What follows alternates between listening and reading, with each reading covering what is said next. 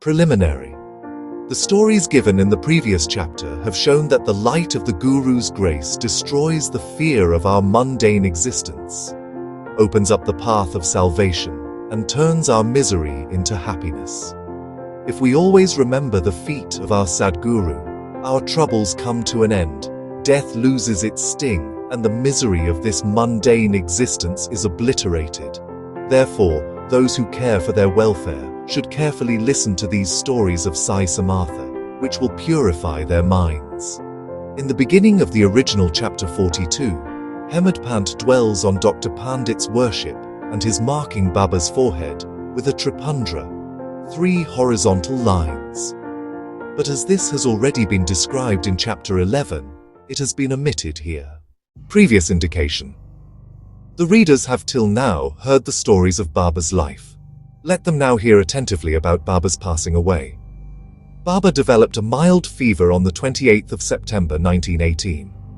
The fever lasted for about 3 days, but after the fever subsided, Baba did not eat at all, and thereby progressively grew weaker. On the 17th day, Tuesday, the 15th of October 1918, Baba left his mortal coil at about 2:30 p.m. V'd Professor G.G. Nark's letter, dated 5th November 1918, to Dada Saheb Kaparde, which was published in the Sai Leela magazine.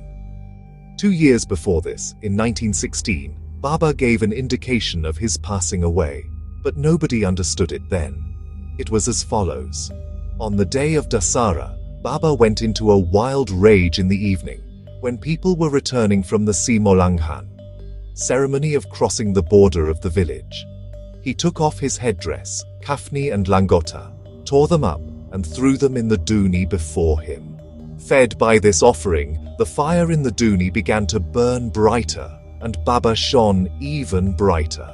He stood there stark naked, and with his eyes burning red shouted, "You fellows now have a look, and decide whether I am a Muslim or a Hindu."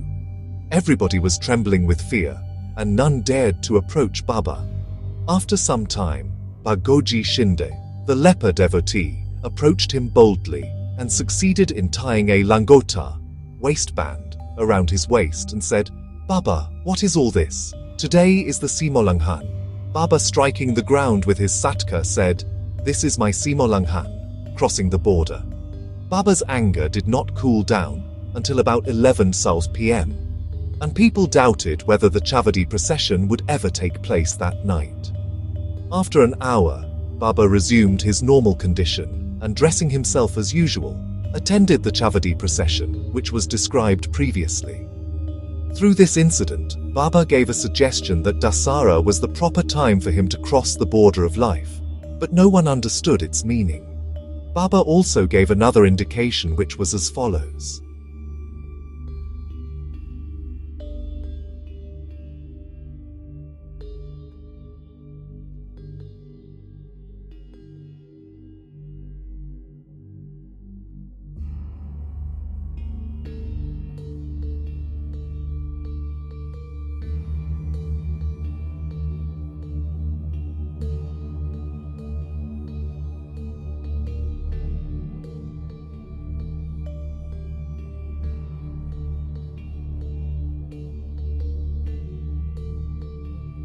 Sometime after this, Ramachandra Dada became seriously ill and suffered a lot.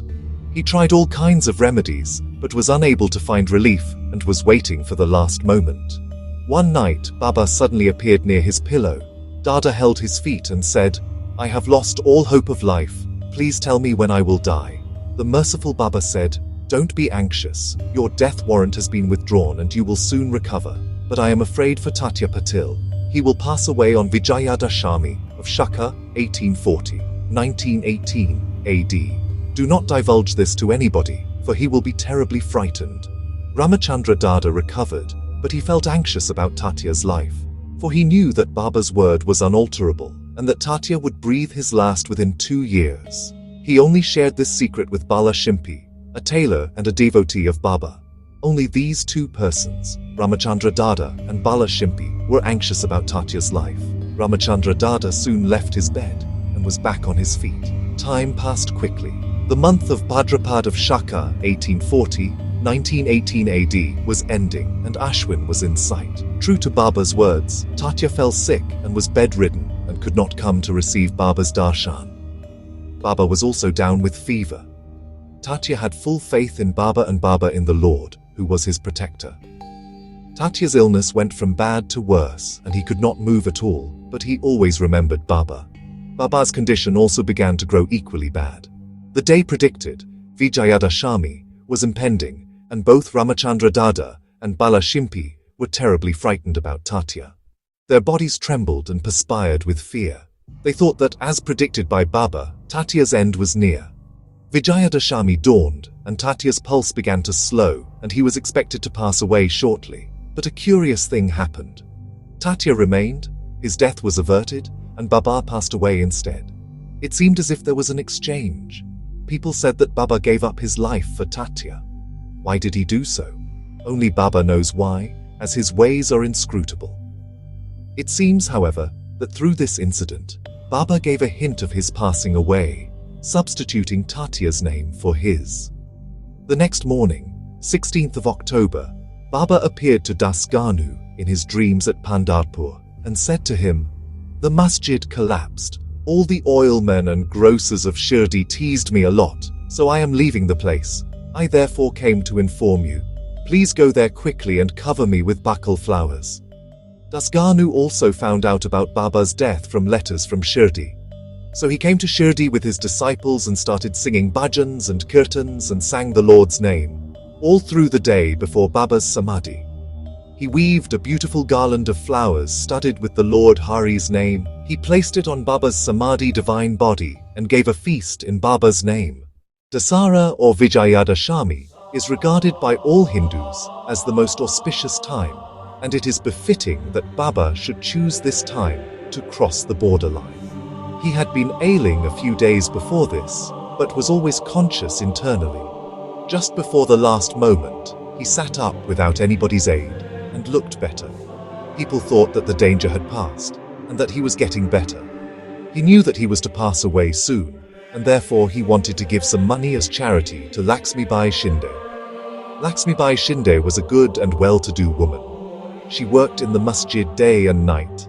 Except Bhagat Malasapati, Tatya and Laxmibai, no one was allowed to step into the masjid at night. Once, while Baba was sitting in the masjid with Tatya in the evening, Laxmibai came and bowed to Baba. The latter said to her, "Oh Laxmi, I am very hungry."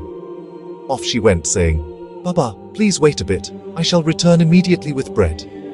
She returned with bread and placed the same before Baba. He took it and gave it to a dog. Laxmibai then asked, "What is this, Baba? I ran in haste, prepared bread with my own hands for you, and you threw it to a dog without eating a morsel of it. You troubled me unnecessarily." Baba replied, "Why do you grieve for nothing? The appeasement of the dog's hunger is the same as mine. The dog has got a soul, and though creatures may be different, the hunger of every creature is the same. Be certain that he who feeds the hungry really serves me with food. Regard this as an axiomatic truth." From this time onward, Laxmibai began to offer him bread and milk daily, with love and devotion. Baba accepted it and ate it appreciatively. He took a part of this and sent the remainder with Laxmibai to Radha Krishna Mai, who always relished and ate Baba's remnant prasad. Baba remembered Laxmibai's service. How could he forget her? Just before leaving his body, he put his hand in his pocket and gave her 5 rupees, and then 4 rupees, in all 9 rupees. This figure 9 is indicative of the 9 types of devotion described in chapter 21. Laxmibai was a well-to-do woman, and thus she did not really need any money. But Baba might have suggested to her and brought prominently to her notice the 9 characteristics of a good disciple, mentioned in the 6th verse of chapter 10, Skanda 11, of the Bhagavad. In this, first 5 and then 4 characteristics are mentioned. Baba followed the order, first paid 5 rupees and then 4 rupees, in all 9 rupees. Many times 9 rupees had passed through Laxmibai's hand, but Baba's gift of 9 she would always remember. Careful and conscious till the end, Baba also took other precautions in his last moments. In order to not be embroiled or entangled in love and affection for his devotees, he ordered them to leave. Kaka Saheb Dixit, Bapu Saheb Booty and others were in the masjid anxiously waiting upon Baba, but he asked them to go to the wada and return after their meals. They could not leave Baba's presence, nor could they disobey him. So with heavy hearts and heavy feet they went to the wada. They knew that Baba's case was very serious, and they could not help but think about him. They sat for meals, but their minds were elsewhere. They were with Baba. Before they finished, news came to them of Baba's leaving the mortal coil. Leaving their dishes, they ran to the masjid and found that Baba finally rested on Bayaji's lap. He had not fallen down on the ground, nor did he lie on his bed, but sitting quietly on his seat and doing charity with his own hands, threw off the mortal coil. Saints embody themselves and come into this world with a definite mission, and after that is fulfilled, they pass away as quietly and easily as they came.